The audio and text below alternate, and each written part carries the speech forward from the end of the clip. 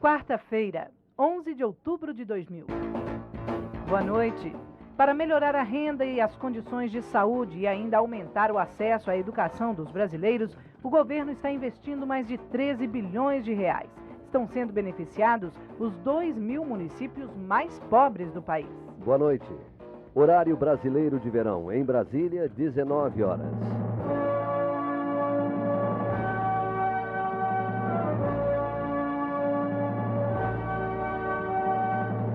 Há mais de 60 anos, a voz da cidade, a voz do campo, a voz do Brasil.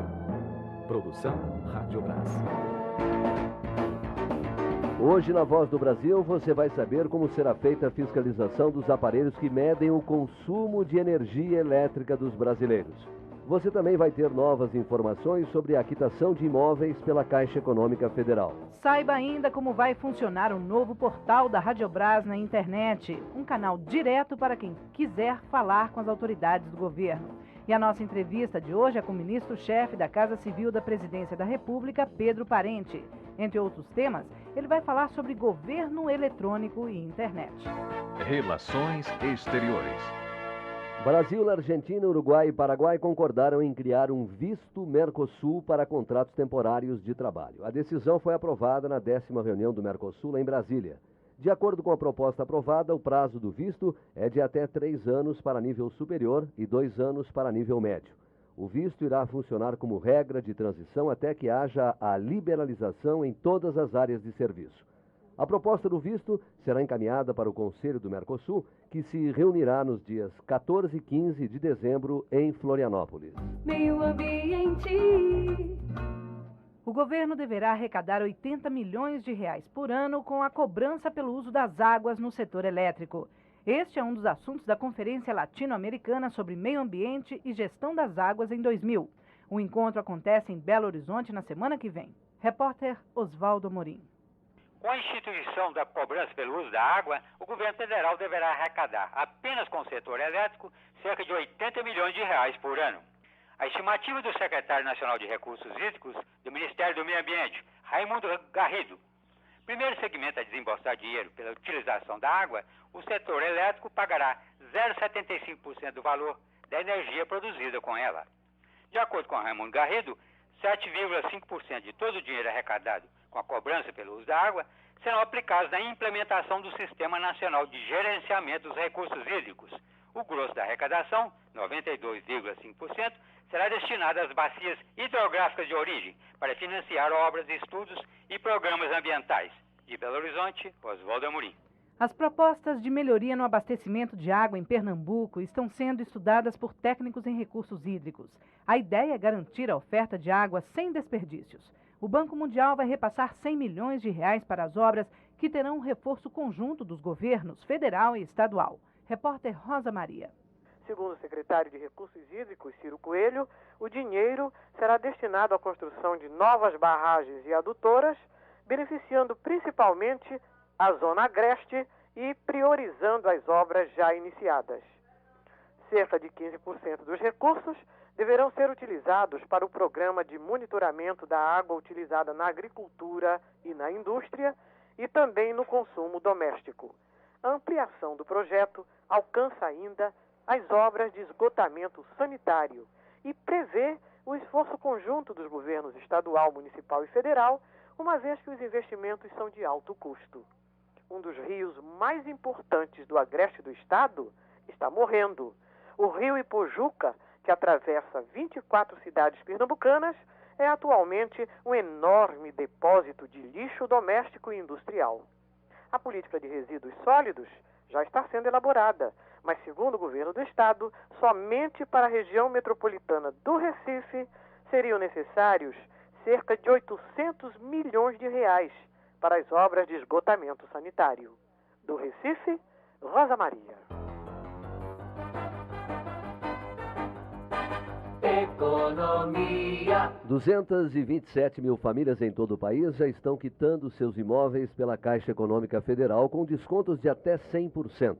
O benefício é concedido a quem comprou o imóvel até dezembro de 1987. Repórter Nazi Brum. Um novo sistema de financiamento imobiliário vai substituir a hipoteca por alienação fiduciária. O sistema acelera a retomada do imóvel em caso de inadimplência. Funciona como financiamento de um carro, por exemplo. A Caixa Econômica Federal não vai precisar recorrer à Justiça para ter o imóvel de volta, porque a própria instituição é a proprietária do imóvel até a sua quitação. E a Caixa Econômica continua dando descontos de até 100% para imóveis financiados até 31 de dezembro de 1987, com cobertura do FCVS, o Fundo de Cobertura das Variações Salariais. A medida vai beneficiar 227 mil famílias em todo o país. De Brasília, Nazi Brum. Presidência da República. O presidente Fernando Henrique Cardoso visita a Espanha entre os dias 25 e 27 deste mês. Ele vai se encontrar em Madrid com o rei Juan Carlos e a rainha Sofia. Em Oviedo, Fernando Henrique recebe o prêmio Príncipe de Astúrias de Cooperação Internacional. E o repórter Arthur Filho traz agora outras informações sobre a presidência da República, ao vivo do Palácio do Planalto. Boa noite, Arthur. Boa noite. O presidente Fernando Henrique chegou a Brasília nesta manhã, depois de passar 7 dias na Alemanha e Holanda. Hoje pela manhã, ele se reuniu no Palácio da Alvorada com o ministro-chefe da Secretaria-Geral da Presidência, Aloysio Nunes Ferreira. À tarde, o presidente despachou com assessores no Palácio do Planalto e se reuniu com o ministro da Defesa, Geraldo Quintão. Eles conversaram sobre a participação de Fernando Henrique na 4ª Conferência dos Ministros da Defesa das Américas, que será realizado na próxima semana em Manaus. Amanhã, feriado de Nossa Senhora Aparecida, o presidente Fernando Henrique Cardoso passa o dia em Brasília, sem compromisso oficial. Ao vivo do Palácio do Planalto, Arthur Filho. Bem, e hoje nós vamos continuar a falar aqui na Voz do Brasil sobre o esforço do governo para atrair investidores estrangeiros para o setor de telecomunicações. Nós vamos conversar com o ministro-chefe da Casa Civil da Presidência da República, Pedro Parente, que está em Nova York, nos Estados Unidos. Ministro, boa noite. Boa noite, Sula. Boa noite, Ayrton. Boa noite aos ouvintes da Voz do Brasil. Ministro, qual é o grande objetivo dessas viagens? Quais são os resultados que já podem ser apresentados? O grande objetivo é fazer com que a gente atraia mais empresas para que possam se instalar no Brasil e abrir novas linhas telefônicas. O que a gente tem visto no Brasil é que essas linhas telefônicas já têm sido de acesso também para outras pessoas, têm sido, digamos, bastante utilizadas. O que nós queremos é mais. Queremos mais brasileiros utilizando linhas telefônicas e esse é o grande objetivo desse nosso trabalho.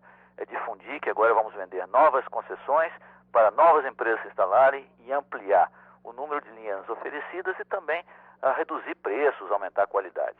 Ministro, qual é a meta de trabalho do governo para o setor de telefonia? Ou melhor, quantos brasileiros vão ter telefone até o final do próximo ano?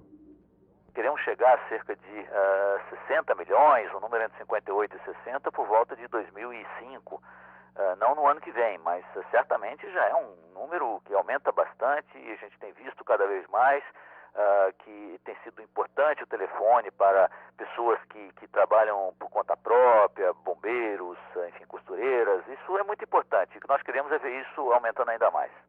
Ministro, eu vou repetir uma pergunta que eu fiz ontem para o ministro das Comunicações, Pimenta da Veiga. Hoje nós sabemos que poucos brasileiros têm acesso à internet. O que o governo está fazendo para ampliar o número de pessoas ligadas na rede mundial de computadores? Olha, eu não tenho nenhuma dúvida. Internet hoje ainda é, digamos, uma coisa utilizada pelas classe média, famílias mais ricas, mas o que nós achamos é que se a gente puder fazer com que as demais famílias brasileiras, enfim, um grande número de famílias, um grande número de pessoas possa ter acesso à internet, nós vamos reduzir muito a distância em termos de educação, em termos de progresso dessas pessoas. E ainda mais do que isso, né? O governo está querendo fazer que, através da internet, que a população, a sociedade possa seguir muitas coisas, controlar muitas coisas, dar transparência, prestar informações, e também o presidente já determinou que até o final do ano 2002, muita coisa que hoje o cidadão precisa ir aos escritórios do governo, precisa ir à Receita, precisa ir ao INSS, tudo aquilo que for possível fazer através da internet, o presidente mandou que a gente fizesse. Ministro, a etapa europeia da missão foi cumprida com sucesso? O interesse dos investidores foi despertado? Olha, muito interesse sobre o Brasil. muitas questões, muitas dúvidas, mas vejo aqui um momento especialmente favorável para o nosso país. Todos veem que o país passou por uma fase difícil, mas que essa fase difícil já está superada, que nós estamos apresentando aí crescimento na economia, os preços agora estão de novo sob controle e que, portanto, as nossas perspectivas, aquilo que se espera para o país, são muito favoráveis. Nós conversamos com o ministro-chefe da Casa Civil da Presidência da República, Pedro Parente. Ministro, uma boa noite. Muito obrigada pela sua participação aqui na Voz do Brasil. Um agradecimento a todos e uma boa noite mais para a Sul, Ayrton e os nossos ouvintes. Boa noite. E agora em Brasília, 7h11, horário brasileiro de verão.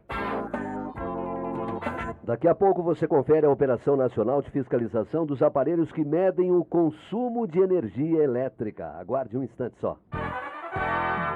Amanhã, o Dia é das Crianças. E a educação comemora junto com elas. Mais de 96% das crianças e adolescentes brasileiros de 7 a 14 anos já estão na escola. 34 milhões de alunos estão matriculados e frequentam o ensino fundamental. E com a parceria entre o governo e a sociedade, o Brasil logo vai atingir a meta de colocar toda criança na escola com ensino de qualidade. Entre nessa cruzada. Se você conhece alguma criança que ainda não esteja estudando, facilite o acesso dela à escola. Encaminhe, ajude como puder. Educando nossas crianças, o Brasil constrói um futuro melhor. O Brasil aportou para a educação, para fazermos forte e grande esta nação. Toda a comunidade, governo, pai e mãe, agora é para valer. E a educação cruza o oceano e vai até os brasileiros que vivem do outro lado do planeta. Neste próximo final de semana, pela segunda vez, os brasileiros que vivem no Japão vão ter a chance de prestar os exames supletivos, mesmo estando tão longe do nosso país. Numa parceria com a Embaixada Brasileira no Japão e com a Secretaria de Educação do Paraná, o Ministério da Educação vai aplicar os exames nos 1.932 estudantes que fizeram inscrição. No sábado, dia 14, vão ser realizadas as provas do ensino fundamental. E no domingo, dia 15, as provas do ensino médio. Uma comissão de técnicos do MEC estará acompanhando os exames no Japão. Ministério da Educação. Governo Federal. A Voz do Brasil. Rádio Brás. A ANEEL quer saber se os aparelhos que medem o consumo mensal de energia estão funcionando corretamente. Para isso, será realizada uma fiscalização especial junto a 64 distribuidoras que operam em todo o país. Repórter Nayob Kellen. A fiscalização dos medidores será feita por meio de um convênio firmado entre a ANEEL e o Instituto Nacional de Metrologia, Normalização e Qualidade Industrial, o INMETRO. A aferição será por amostragem. Dos 46 milhões de medidores existentes em todo o país, serão fiscalizados 30 mil relógios residenciais de municípios brasileiros. O convênio, orçado em R$2,5 milhões, tem duração de 1 ano e tem como objetivo garantir aos usuários a contagem correta do consumo de energia elétrica. De acordo com o diretor-geral da ANEEL, José Mário Miranda Ábido, a iniciativa tem caráter preventivo. Segundo ele, o índice de insatisfação é muito baixo. Das 7.000 reclamações registradas de abril até setembro deste ano, apenas 1.100 foram relacionadas com faturas de energia. Deste total, apenas 180 se referem aos medidores. A faixa de precisão do medidor de luz varia em torno de 3%. Acima disso, já é considerado erro. Caso isso aconteça, o relógio deve ser reparado imediatamente. Se o erro beneficiar a empresa, o consumidor deverá ser ressarcido. Agora, se o beneficiado for o cliente, nada poderá ser feito, pois a responsabilidade pela manutenção dos aparelhos é da empresa. Dependendo da quantidade de aparelhos desregulados, a empresa poderá ser multada em até 0,1% de sua receita anual. O trabalho de fiscalização inicia ainda este mês nas 2 distribuidoras do Rio de Janeiro, a Light e a Sérgio. De Brasília, Nayob Kellen. A hora do campo. E você vai saber agora se o seu município recebeu hoje a verba destinada à instalação dos assentamentos do INCRA.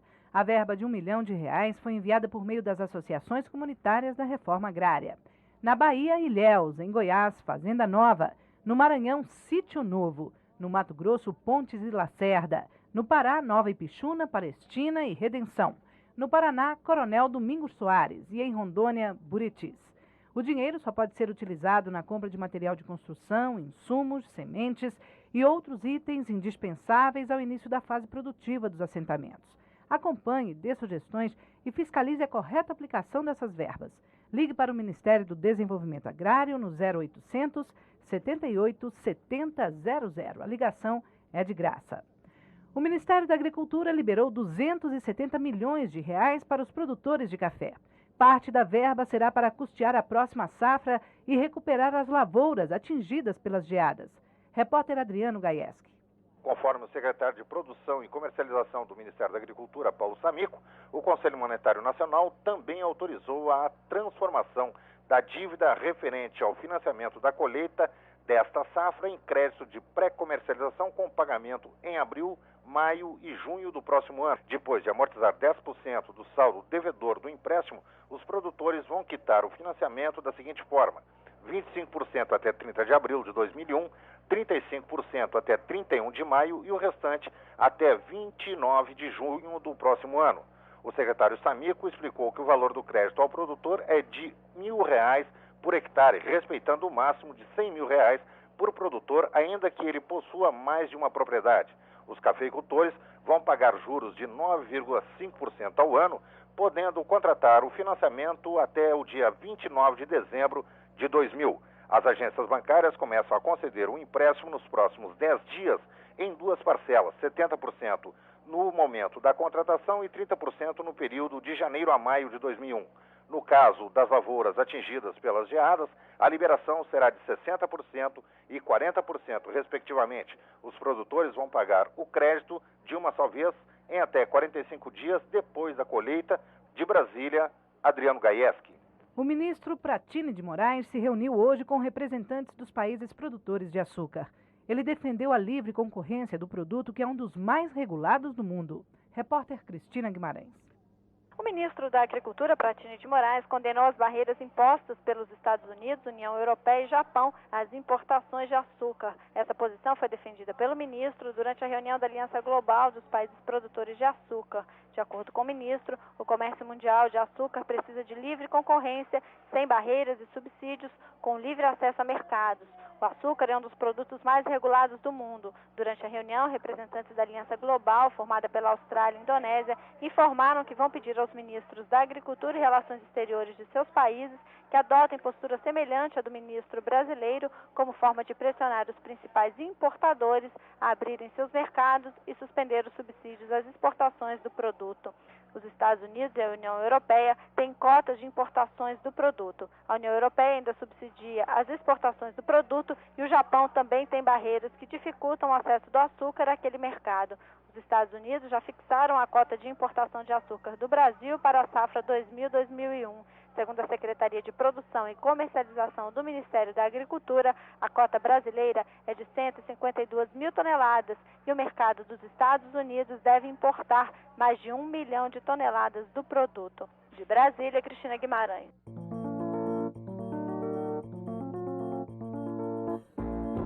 R$ 22.800 famílias vão receber amanhã cestas de alimentos da Conab. Essas famílias moram nos seguintes municípios: Itaquara, na Bahia; Itatira, no Ceará; Capitão Poço, no Pará; Monte Carlo, Ouro Verde e São José do Cerrito, em Santa Catarina.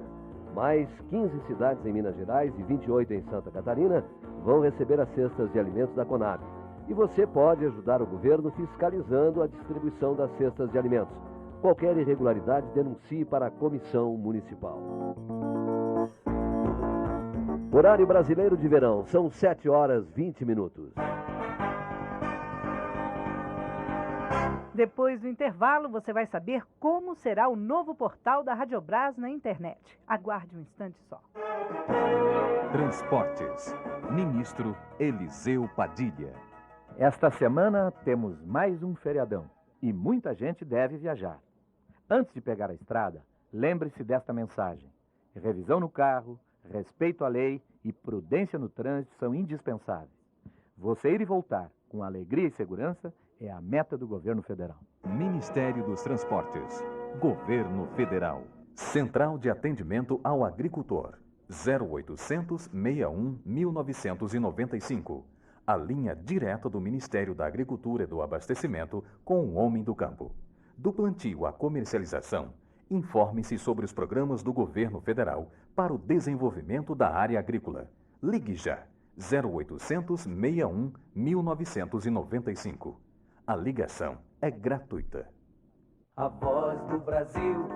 Radiobras. Será lançado pela Radiobras no dia 19 o Portal da Cidadania. Com esta nova página na internet, a população poderá conseguir informações sobre carteira de trabalho, passaporte, FGTS e aposentadoria. Outra novidade é que as pessoas vão poder conversar com as autoridades do governo federal. As informações com a repórter Rosimere Cavalcante. O portal será mais um produto Radiobras que pretende, além de informar, também prestar serviços de utilidade pública. A novidade é que o portal terá arquivo tanto da rádio como da Agência Brasil. Será criado ainda um chat onde o cidadão comum poderá falar diretamente com autoridades brasileiras. O serviço será inaugurado pelo presidente Fernando Henrique Cardoso. De acordo com o presidente da Radiobras, Carlos Zarur, o portal conterá um dos maiores conteúdos.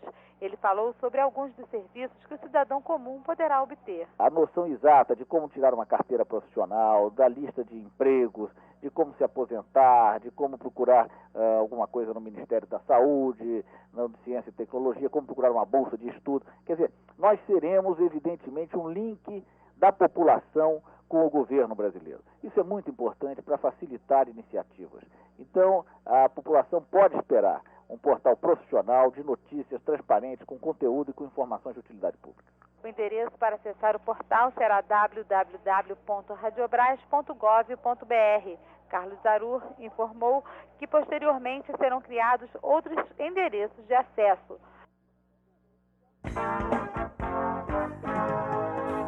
As obras da usina termoelétrica de Araucária, a primeira movida a gás natural no Paraná, já vão começar. A usina vai entrar em operação em 2002. As informações com a repórter Lúcia Nórcio. O ministro de Minas e Energia, Rodolfo Torinho, e o governador Jaime Lerner lançaram nesta quarta-feira em Curitiba as obras de construção da primeira usina de energia elétrica movida a gás natural do Paraná. Localizada em Araucária, a termoelétrica vai receber investimentos de cerca de 300 milhões de dólares e entrará em operação no final de 2002. Com 480 mil quilowatts de potência instalada, a nova unidade será a primeira instalada no tronco sul do gasoduto Brasil-Bolívia. Segundo o ministro, o desafio é construir termoelétricas em todo o país, de forma que possamos produzir 4 mil megawatts de energia, o equivalente a uma Itaipu a cada 3 anos. Em todo o país, poderemos atingir a universalização total de distribuição de energia em 2005, disse o ministro Rodolfo Torinho. De Curitiba, Lúcia Nórcio. Momento Criança. O ministro da Educação, Paulo Renato Souza, entregou ontem o prêmio Vitor Tivita, professor nota 10. Entre 1.620 inscritos, foram selecionados 27 professores do ensino fundamental de 11 estados. Os 10 vencedores receberam R$ 5.000 cada um. O prêmio Vitor Tivita, professor nota 10, é para profissionais da educação do ensino fundamental que se destacam com projetos que facilitam o aprendizado das crianças. Esse foi o nosso Momento Criança de hoje. Produção Andi Unicef. Ouça agora a previsão do tempo para amanhã em todo o país. Céu nublado com chuvas isoladas em toda a região sul. A temperatura mínima é de 12 e a máxima 29 graus. No sudeste, muitas nuvens com chuvas isoladas em São Paulo. No Rio de Janeiro e em Minas Gerais, pancadas de chuva no final do dia. O tempo passa de nublado a parcialmente nublado no Espírito Santo. Mínima de 11 e máxima de 36 graus. No centro-oeste, céu nublado com chuvas no Mato Grosso e no Mato Grosso do Sul. Em Goiás, o céu fica parcialmente nublado. As temperaturas variando entre 16 e 37 graus. No norte, aumento de nebulosidade com pancadas de chuva no Acre e também em Roraima. Nos outros estados, o céu estará com muitas nuvens. A temperatura mínima de 17 e a máxima de 37 graus. E no nordeste, chuvas isoladas no litoral da região. Nas outras áreas, o céu passa de nublado a parcialmente nublado. Mínima 17 e máxima 37 graus. As informações são do Centro de Previsão do Tempo e Estudos Climáticos do INPE. Horário brasileiro de verão, 7h25. Esta primeira parte da Voz do Brasil foi produzida pela Radiobras. Uma boa noite e até a próxima sexta-feira. Boa noite para você, um bom dia da criança e até sexta, 7 em ponto.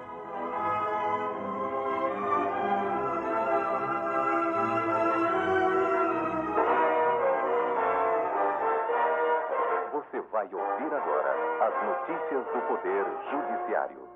Por maioria de votos, 6-5, o Supremo Tribunal Federal manteve hoje o artigo 20 da Lei de Responsabilidade Fiscal, que define a distribuição do limite de 60% do orçamento a ser gasto com o pessoal do Executivo, Legislativo e Judiciário nos 3 níveis de governo. A decisão foi tomada pelo plenário do STF ao negar liminar na ação apresentada pelo PCdoB, PT e PSB contra dispositivos da lei questionada. No início da sessão, por unanimidade, os ministros negaram 2 requerimentos do advogado-geral da União, Gilmar Mendes, no sentido de que os órgãos e poderes dos estados que terão seus orçamentos atingidos pelo artigo 20 fossem ouvidos no processo. O presidente do Tribunal Superior do Trabalho, o ministro Almir Pazianotto, assegurou julgamento pela 6ª Vara do Trabalho de Santos de ação civil pública contra o Sindicato dos Estivadores. O despacho foi proferido em pedido feito pelo Ministério Público do Trabalho. Ao examinar o caso, o presidente do TST assinalou que mesmo que o sindicato tivesse razão quanto à competência para o julgamento da ação, isso deveria ser alegado na própria Vara do Trabalho e, se perdesse, poderia recorrer para a instância superior. Por isso, o ministro Almir Pazianotto decidiu que fica mantido o julgamento pela 6ª Vara. Ele observou que, na verdade, o que existe é a tentativa do Sindicato dos Estivadores de Santos, São Vicente, Guarujá e Cubatão em manter a prerrogativa da escalação de trabalhadores da categoria. O sindicato quer negar os direitos que são conferidos pela lei que trata da modernização das atividades desenvolvidas pelos postos organizados. O ministro José Delgado, do Superior Tribunal de Justiça, encaminhou ao Ministério Público Federal a petição que aponta indícios de envolvimento do governador do Distrito Federal, Joaquim Roriz, com a grilagem de terras na capital da República. A notícia crime do Ministério Público Federal contém acusações de envolvimento de Joaquim Roriz em negócios com a chamada máfia dos grileiros, composta pelos irmãos Passos, Pedro Alaor Márcio e Eustáquio. A suposta associação criminosa seria responsável, segundo o MPF, pela invasão, ocupação e exploração comercial de terras públicas no DF. Caberá ao Ministério Público oferecer ou não a denúncia contra o governador. Se oferecida, a denúncia será submetida à Corte Especial do STJ, composta por 21 ministros. Se aceita, o STJ terá que solicitar autorização à Câmara Distrital para instaurar a devida ação penal contra Joaquim Roriz. Quais foram os termos detalhados do acordo de extradição da advogada Georgina de Freitas, estabelecido entre Brasil e Costa Rica? Isso é o que a 5ª Turma do Superior Tribunal de Justiça quer saber de diligências solicitadas aos Ministérios da Justiça e das Relações Exteriores.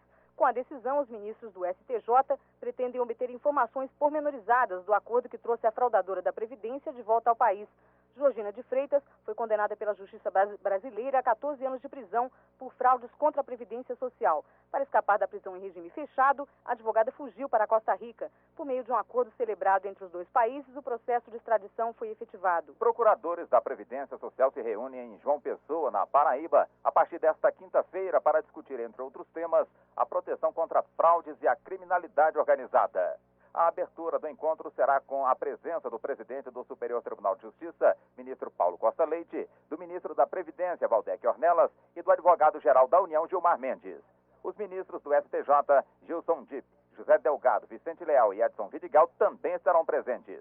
Antes da abertura do Congresso, à noite em João Pessoa, o presidente do STJ participa, à tarde, no Recife, do 2º Encontro Regional dos Juízes Federais, que será realizado paralelamente ao seminário sobre a reforma do Poder Judiciário e reforma tributária, promovido pela Escola de Magistratura Federal da 5ª Região. O Tribunal Superior Eleitoral fez reunião técnica hoje para planejamento de ações para o 2º turno da eleição 2000, com os diretores e secretários de informática de 11 TREs do país, onde terá 2º turno no próximo dia 29. O encontro serviu para avaliar as ocorrências registradas, procurando corrigir as irregularidades e aprimorar os procedimentos para que a eleição aconteça dentro da maior normalidade possível. O presidente do TSE, ministro Nery da Silveira, sugeriu 2 temas para estudo durante a justificativa do voto e a substituição da urna eletrônica, visando o aperfeiçoamento do processo eleitoral no 2º turno. Segundo o ministro, o sistema de justificativa foi aprovado, mas precisa ser aperfeiçoado para garantir mais comodidade ao eleitor. E atenção, o presidente do Supremo Tribunal Federal, ministro Carlos Veloso, deferiu há pouco a liminar pedida pelo advogado-geral da União, Gilmar Mendes, para suspender a decisão da 15ª Vara da Justiça Federal de São Paulo, que suspendeu o leilão de privatização do Banespa. A decisão do juiz havia atendido ao Sindicato dos Bancários de São Paulo e Osasco. A decisão do presidente do STF mantém o cronograma do leilão de privatização do banco. os assuntos que foram destaque nesta edição. Supremo mantém limite de gastos da Lei de Responsabilidade Fiscal e mantém leilão do Banespa. Presidente do STJ participa do Congresso dos Procuradores da Previdência Social. TST decide que julgamento da ação dos estivadores seja realizado em Santos. Boa noite. Notícias do Poder Judiciário. Produção da Secretaria de Imprensa do Supremo Tribunal Federal. A seguir, o Noticiário do Poder Legislativo. Jornal do Senado.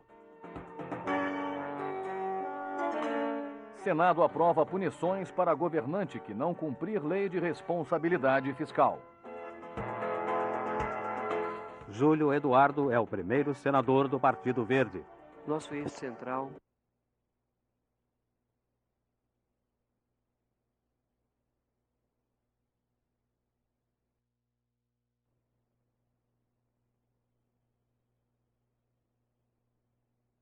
O Senado aprovou hoje o projeto que estabelece punições para os governantes que não cumprirem a lei de responsabilidade fiscal. A repórter Beatriz Mendonça tem os detalhes. Segundo o relator da matéria, senador Jefferson Pérez, a nova lei vai acabar com uma prática bastante comum no Brasil. Os governantes em fim de mandato autorizam despesas não previstas no orçamento, deixando os restos a pagar para seus sucessores. Com a lei, que deve ser sancionada pelo presidente da República nos próximos dias, os governadores e prefeitos que fizerem isso serão punidos, explica Jefferson Pérez. Eles estão sujeitos a processo criminal, inclusive com pena de prisão. Se este projeto não fosse aprovado, só com a lei de responsabilidade fiscal, os municípios seriam punidos, mas os prefeitos não. A lei pune individualmente os governantes irresponsáveis. O projeto também prevê pena de prisão para o governante que efetuar despesa não autorizada por lei e para aquele que tomar empréstimo sem autorização legislativa. Para Jefferson Pérez, a nova lei vai inibir a farra com o dinheiro público. Nenhuma lei acaba de vez com os abusos, mas vai criando todo um mecanismo institucional inibitório que vai fazer com que se reduzam consideravelmente os crimes e os abusos de toda sorte que hoje são praticados impunemente. O senador Geraldo Cândido protestou contra a forma como a Petrobras está negociando com os funcionários. Segundo a Federação Única dos Petroleiros, a empresa concedeu aos diretores aumento salarial de 100%, mas propôs aos demais funcionários reajuste de apenas 5%. Geraldo Cândido lembrou que os dirigentes da Petrobras ganham hoje cerca de R$25 mil. Já o salário dos trabalhadores de nível médio não chega a R$800. Os trabalhadores querem negociar com maturidade e responsabilidade. Intransigência existe por parte da diretoria, que se autoconcede 100% de aumento e quer dar uma migalha de 5% aos empregados. Portanto, se o impasse persistir, a responsabilidade pela greve será da direção da empresa. E a senadora Heloísa Helena disse que o governo precisa negociar com os funcionários da imprensa nacional que estão em greve. Ela criticou a atitude do diretor da imprensa nacional, que teria acionado o Exército para impedir que 60 servidores saíssem da sede do órgão. Segundo a senadora, os servidores querem apenas negociar com o governo e há mais de um ano vêm denunciando a má administração orçamentária da imprensa nacional. Os servidores estão apenas pedindo para serem ouvidos, para que seja instalado o mais urgente possível um canal de negociação e nesse momento agora está com a palavra a Casa Civil, está com a palavra o presidente da República. O senador Mozarildo Cavalcante voltou a defender a instalação de uma CPI para investigar a atuação das organizações não governamentais junto a comunidades indígenas na Amazônia. Ele denunciou que pesquisadores de entidades estrangeiras estão usando índios como cobaias em testes de vacinas com efeito desconhecido. Mozarildo Cavalcante disse ainda que a FUNAI tem sido conivente com as organizações não governamentais. Em instantes, médico Júlio Eduardo toma posse no Senado. Participe das decisões do Senado ligando para a Voz do Cidadão. Anote o número 0800 61 22 11. Você pode enviar sugestões e críticas para os senadores e obter informações sobre os projetos que tramitam no Senado.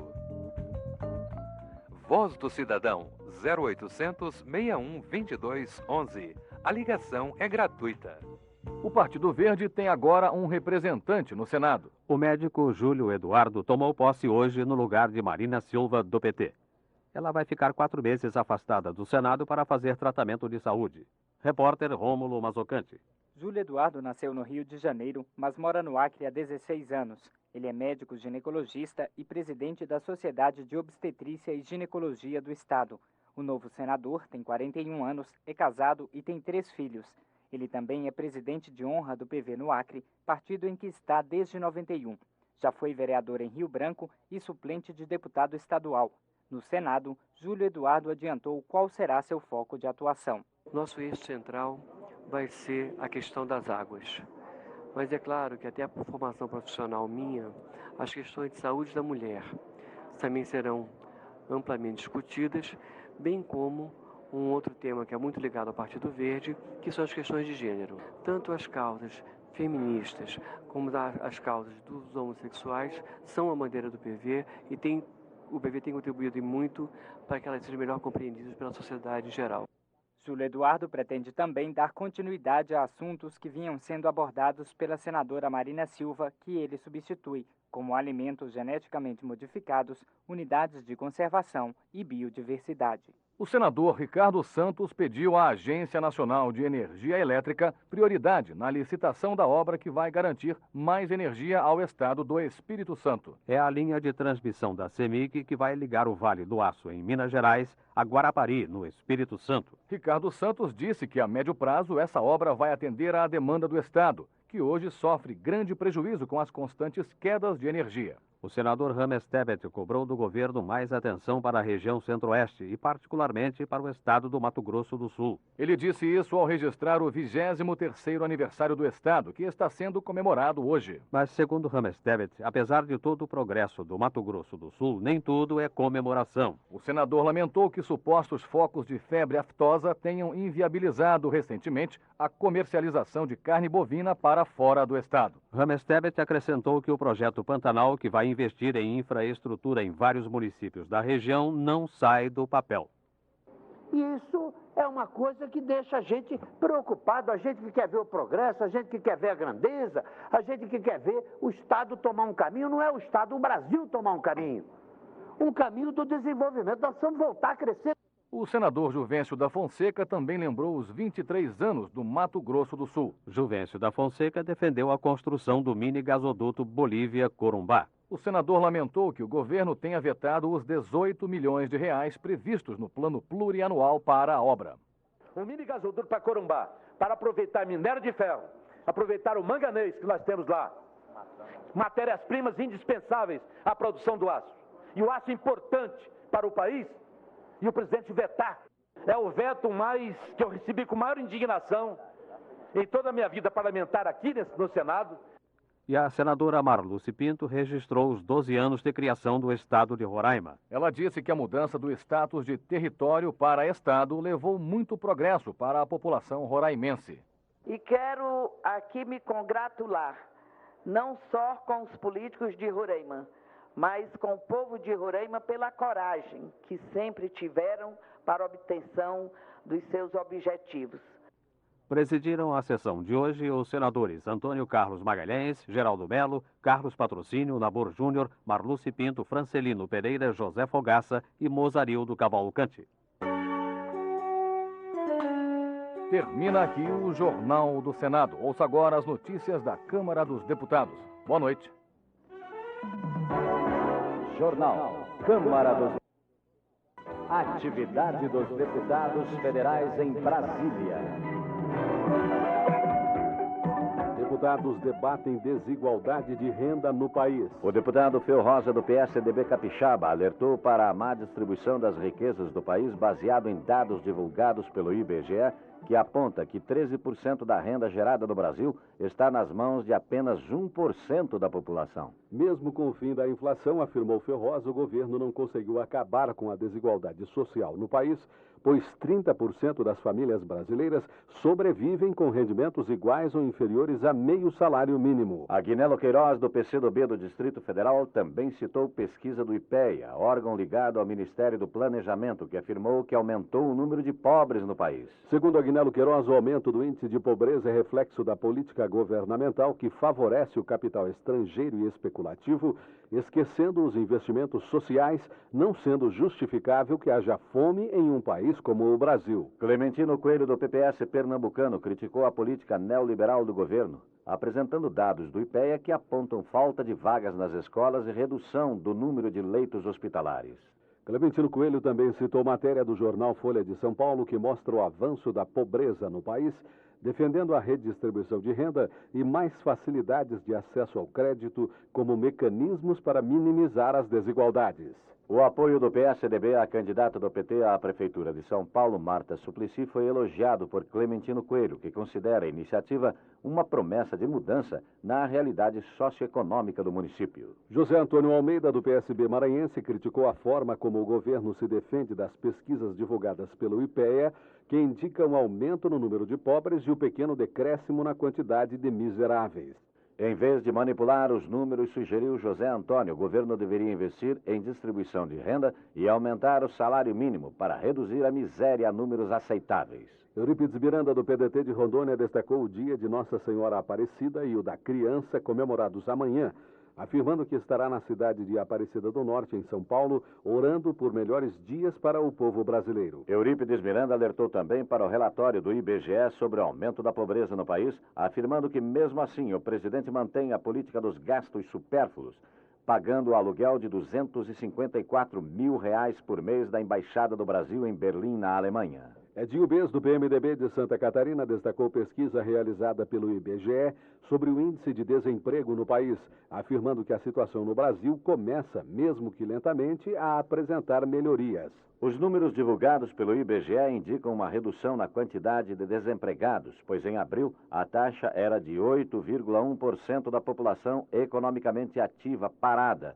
Hoje o país tem 7,2%, disse Edinho Bez. José Carlos Martinez, do PTB do Paraná, divulgou reunião do seu partido em que foram analisados os resultados das eleições municipais, concluindo que a resposta das urnas foi um recado da população contrária à política econômica do governo. Martinez afirmou que o presidente da República tem que rever a política adotada para o país, principalmente na área social, onde a população mais carente se encontra em total abandono. O Biratã Aguiar, do PSDB cearense, criticou o ministro da Fazenda, Pedro Malan, por estar exigindo que o Ceará e seus municípios devolvam dinheiro do Fundef liberado a mais pelo governo para estas regiões e já aplicado no ensino público. Pedro Malan só tem uma preocupação, o de pagar os juros da dívida externa brasileira. Mesmo que isto custe o fim do ensino público no país, afirmou o Biratã Aguiar, reafirmando que os cearenses não aceitarão essa atitude do governo federal. Gilmar Machado, do PT Mineiro, afirmou que os valores destinados à área de educação no orçamento do próximo ano não são suficientes, especialmente os investimentos para o ensino de nível superior. As instituições particulares de ensino recebem financiamentos com juros subsidiados pelo governo, afirmou Gilmar Machado, ao mesmo tempo que as universidades públicas são tratadas com descaso, não tendo condições de desenvolver pesquisa nas áreas de ciência e tecnologia. Eurípides Miranda, do PDT de Rondônia, defendeu os aposentados e pensionistas, exigindo que o governo aumente a verba do orçamento de 2001 destinada ao pagamento de pensões. Eurípides Miranda cobra ainda do Executivo Federal o estabelecimento de um índice de reajuste salarial para essas categorias que reponha as perdas e permita que aposentados e pensionistas vivam com dignidade. Roberto Argenta, do PHS Gaúcho, destacou a criação do Polo de Desenvolvimento da Moda, realizado na Faculdade Fevale, em Novo Hamburgo. Na opinião de Roberto Argenta, a projeção internacional e a valorização da moda local, principalmente a de calçados, vai aumentar o número de empregos e de renda da região. Sebastião Madeira, do PSDB do Maranhão, elogiou o projeto de privatização do governo federal, alertando, porém, para o setor das telecomunicações, que vem apresentando problemas gerados por algumas empresas de telefonia, principalmente a Telemar. A Telemar, que explora o serviço de telefonia no Maranhão, é um exemplo de maus serviços prestados por empresas privadas, afirmou Sebastião Madeira, pois transferiu seus escritórios para o Ceará, abandonando o consumidor maranhense. Pela liderança do PPS, Clementino Coelho, de Pernambuco, disse que o governo deve seguir o exemplo de países desenvolvidos como a Inglaterra e reestatizar empresas. Clementino Coelho afirmou que o modelo neoliberal, que prega a privatização de estatais, não se aplica mais à atual situação brasileira e que a desestatização de empresas produtivas, como a Chesf e Furnas, apenas trará prejuízos ao país.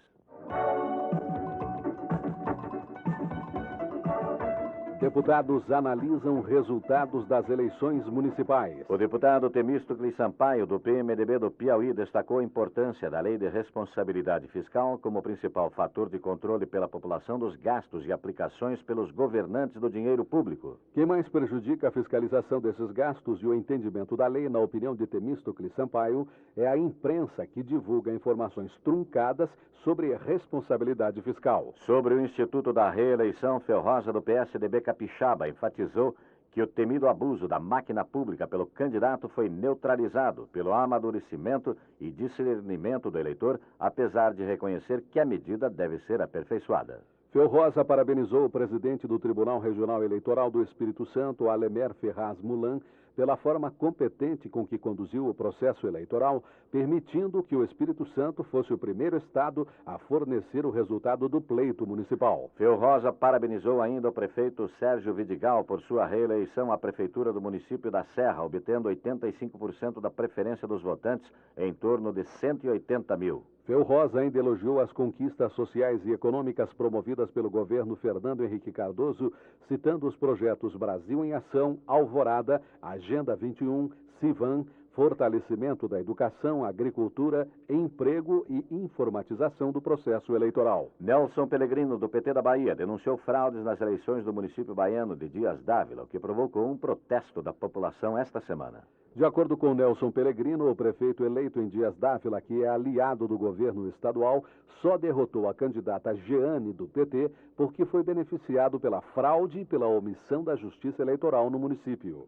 Jacques Wagner, do PT baiano, pediu que o Ministério da Justiça apure os crimes contra militantes e candidatos do Partido dos Trabalhadores ocorridos nos últimos dias e durante a campanha eleitoral. Segundo o terceiro secretário da Câmara dos Deputados, outra ameaça à democracia é a fraude na emissão de títulos eleitorais feita por cartórios, como os de Dias Dávila e Camaçari, constatada pela Corregedoria do Tribunal Superior Eleitoral. Jacques Wagner agradeceu os 31% de votos válidos que obteve na disputa para prefeito de Camaçari, mas lamentou a falta de debates e de mais tempo de propaganda eleitoral na televisão para mostrar as suas propostas para o município.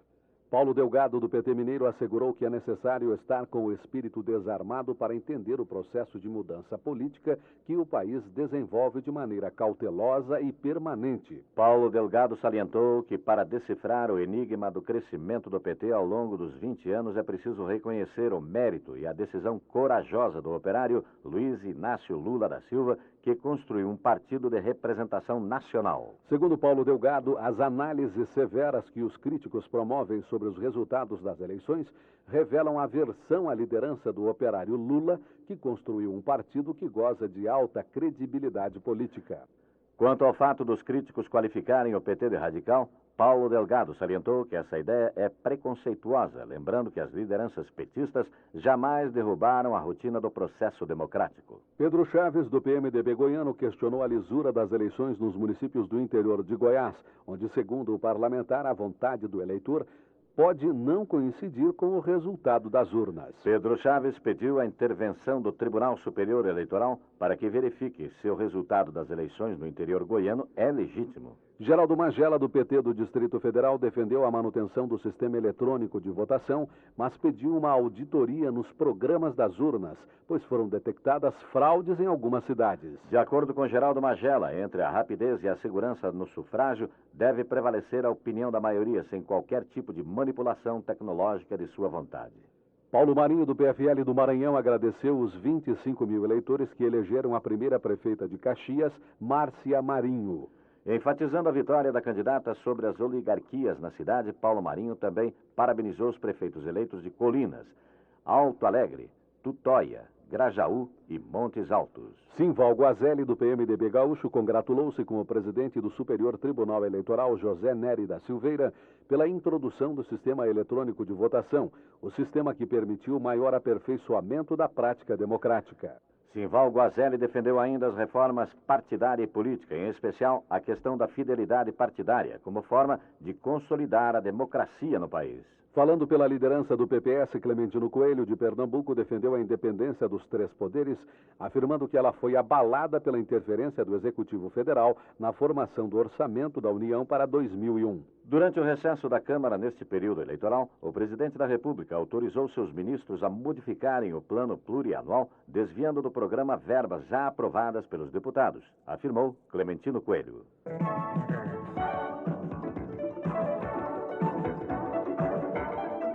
Deputados debatem transposição do Rio São Francisco. O deputado Severino Cavalcante, do PPB de Pernambuco, afirmou que as chuvas ocorridas na região semiárida do Nordeste não podem encerrar o debate sobre a transposição do Rio São Francisco. Lembrando que vários projetos apresentados nas legislaturas passadas foram sepultados por interesses mesquinhos, Severino Cavalcante acredita que atualmente existe uma pressão popular para que se faça a grande obra contra a seca. Severino Cavalcante também detalhou as características dos 4 estados que mais sofrem com a seca: Ceará, Rio Grande do Norte, Paraíba e Pernambuco, ressaltando que diversos países já resolveram o problema da seca semelhante ao desses estados. Mas o deputado Clementino Coelho, do PPS de Pernambuco, criticou a transposição do Rio São Francisco porque, apesar do gasto público com a obra, a venda da água distribuída será feita por grupos privados. Na análise de Clementino Coelho, a intervenção federal no Nordeste é de cunho imediatista e particular, ocasionando atraso educacional e tecnológico do Nordeste.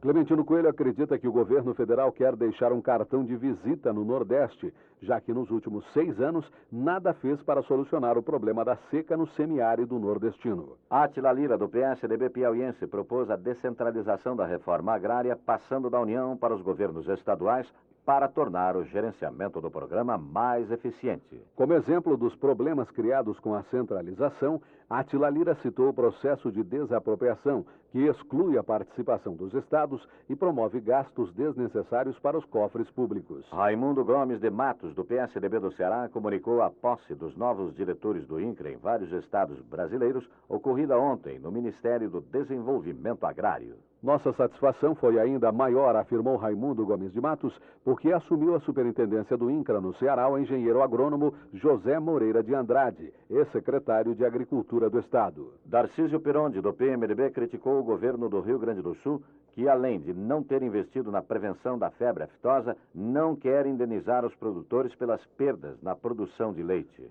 Pironde apelou ao ministro da Agricultura, Pratini de Moraes, para que pague aos pequenos produtores de leite ao menos os 20 dias em que foram impedidos de comercializar sua produção e que obrigue o governo gaúcho a recuperar os danos causados à economia do Estado. Joel de Holanda, do PFL pernambucano, transcreveu o artigo do economista Eduardo Pereira de Carvalho, publicado pelo jornal Gazeta Mercantil e intitulado Vigor Econômico da Cana-de-Açúcar. O artigo revela, segundo Joel de Holanda, o potencial que o setor sucro-alcooleiro tem para o desenvolvimento sustentável do país e a contribuição que tem dado para a economia nacional, merecendo do poder público atenção para o seu revigoramento. Também Severino Cavalcante, do PPB pernambucano, alertou o governo para a necessidade de se reformarem os investimentos no pró-álcool, diminuindo a dependência do país do petróleo e gerando mais empregos. Em todo o mundo existem pesquisas para desenvolver combustíveis alternativos, afirmou Severino Cavalcante, lembrando que a tecnologia do álcool está sendo utilizada em países como os Estados Unidos,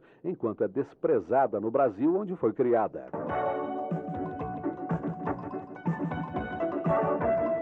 Deputada quer mais atenção para a terceira idade. A deputada Maria Abadia, do PSDB do Distrito Federal, defendeu uma política pública para a terceira idade, tendo em vista que é crescente o número de sexagenários no país, podendo, inclusive, dentro de 50 anos, ultrapassar o número de jovens até 15 anos. De acordo com Maria Abadia, há muito para se fazer nos anos seguintes à aposentadoria, destacando em seu discurso métodos de vida saudável propostos pelos orientais. Maria Abadia aconselha aos idosos: ande, dance, alimente-se bem, tenha disciplina, viva o presente, seja independente, mas solidário e acredite no amor e na fraternidade. Pela liderança do bloco PCdoB-PSB, Aguinaldo Queiroz solidarizou-se com a família do sindicalista Gildo da Silva Rocha, morto pela Polícia Civil do Distrito Federal na semana passada e que apoiava a greve dos servidores da limpeza pública. Aguinaldo Queiroz cobrou a apuração do caso e lembrou que há 8 meses um trabalhador da Nova Cap também foi morto pela Polícia do Distrito Federal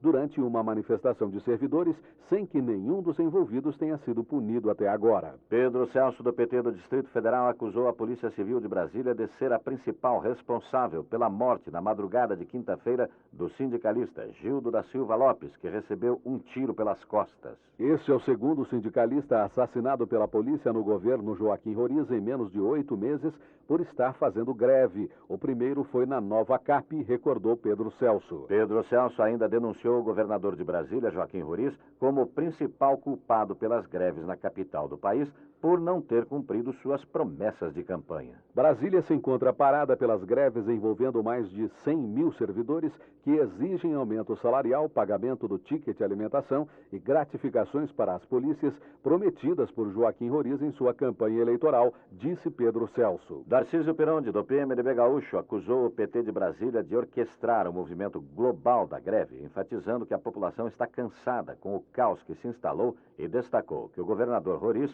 mesmo com dificuldade, está mantendo o salário do funcionalismo em dia. Darcísio Pironde homenageou o Dia da Criança, que será comemorado amanhã, enaltecendo os programas do governo federal voltados para a criança e o adolescente, e sugeriu aos novos prefeitos que voltem suas atenções para o atendimento a esse segmento social. Edinho Bez, do PMDB catarinense, manifestou seu apoio à instalação na Câmara da CPI, que vai investigar o contrato entre a Confederação Brasileira de Futebol, CBF, e a Nike, empresa multinacional de material esportivo que patrocina a seleção. Edinho Bez disse que a proposta de iniciativa do deputado Aldo Rebelo foi motivada pelas inúmeras denúncias de irregularidades entre a CBF e a Nike, feitas pela imprensa, e pela derrota da seleção brasileira de futebol na Copa do Mundo realizada na França. Paulo Delgado, do PT, registrou a homenagem feita pelo reitor da Universidade Federal de Minas Gerais a 12 deputados federais do estado que conseguiram colocar no orçamento verbas para as obras de recuperação do Hospital do Câncer mantido pela instituição. Carlos Dunga, do PMDB paraibano, registrou os 36 anos de emancipação política da cidade de Campina Grande. Carlos Dunga elogiou o povo e os representantes de Campina Grande que têm contribuído para tornar a cidade no aglomerado urbano que mais cresce no interior do Norte e do Nordeste. Faço o registro do aniversário da emancipação política da cidade de Campina Grande, que nesta semana completa 136 anos de existência e gostaria de me congratular com o prefeito Cássio Cunha Lima, com a indústria, com o comércio e com a agricultura pujante daquela cidade paraibana. Aguinaldo Queiroz, do PCdoB do Distrito Federal, denunciou o novo diretor da imprensa nacional, Carlos Alberto Guimarães, ex-coronel do Exército, de estar perseguindo os servidores da empresa que estão em greve por melhores salários. O governo reduziu em 70% os salários dos servidores da imprensa nacional, acabando com gratificações, o que levou os funcionários à greve, mas em represália à paralisação, acusa Aguinaldo Queiroz, o coronel Carlos Alberto Guimarães afastou 28 deles de suas funções. A coordenação do Jornal da Câmara comunica aos parlamentares e ao público que a edição de hoje do periódico não foi distribuída em virtude da greve dos servidores da imprensa nacional. A versão eletrônica do Jornal da Câmara está disponível na internet no endereço www.câmara.gov.br. A sessão de hoje foi presidida pelos deputados Severino Cavalcante e Sebastião Madeira. Final de mais uma edição de A Voz do Brasil. Boa noite.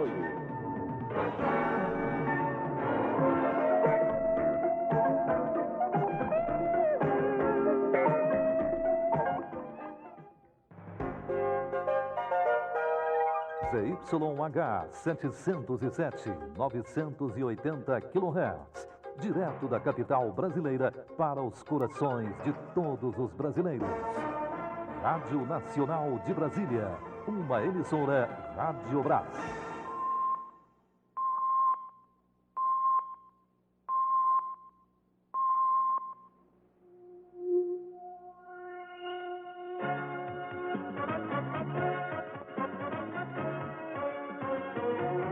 Vai começar o show de bola pelas ondas do rádio. com 200 kW de potência na antena e uma cadeia de emissoras por todo o Brasil. A melhor equipe de esportes do rádio brasileiro, desde os tempos de Antônio Cordeiro. A Nacional entra em campo para levar até você o melhor futebol do mundo. Alô, galera, leve a bandeira do seu clube aos estádios. É show, é gol, é bola na rede. 1130, Nacional, a mais querida do Brasil.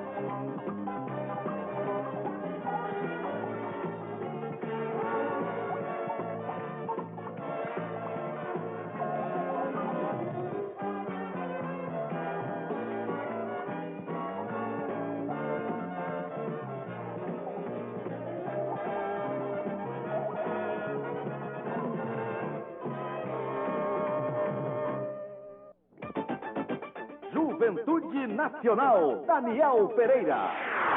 Essa que é boa beça, muito boa noite, torcedores. Está chegando a Seleção Nacional do Rádio, a equipe Bola de Ouro 2000, com um show de bola nacional. É a Copa João Avelange, movimentando os times do Rio. E hoje tem Flusão, hoje tem